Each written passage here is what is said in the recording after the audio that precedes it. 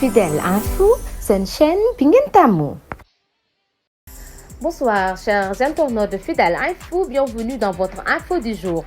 Nous commençons avec la plateforme Arsenal Élections qui propose la date du 3 mars pour la tenue des élections présidentielles.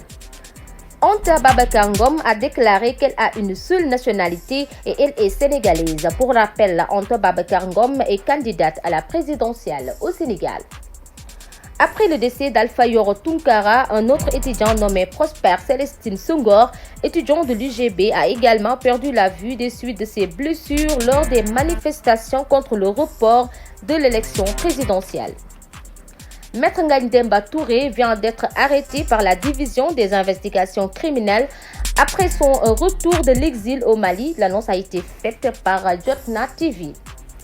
Après la libération des détenus à Dakar, cette fois-ci c'est au tour des gardes du corps d'Ousmane Sonko. Ils ont bénéficié d'une liberté provisoire.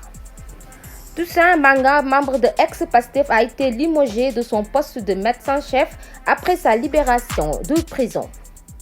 Le collectif des concessionnaires du nettoiement a mis fin à son mouvement de grève et décide de reprendre ses activités à compter de ce jour tout en restant en lien étroit avec les autorités.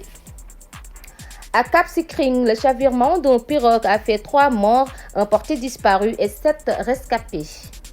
À Ouest Foire, 5 corps sans vie des bébés ont été retrouvés ce mardi dans les ordures.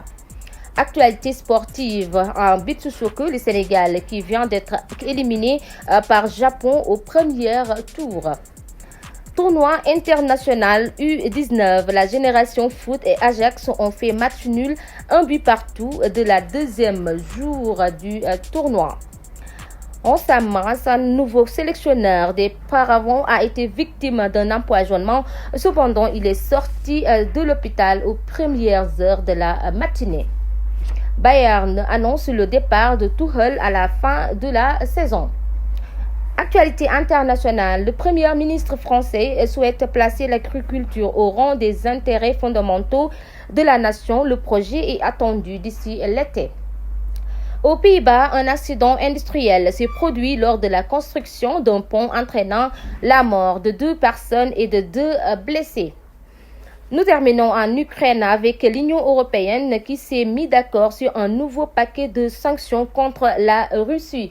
C'était tout pour aujourd'hui. Nous vous donnons rendez-vous, Inch'Allah, demain. D'ici là, portez-vous bien. Restez avec nos programmes sur Fidèle Info.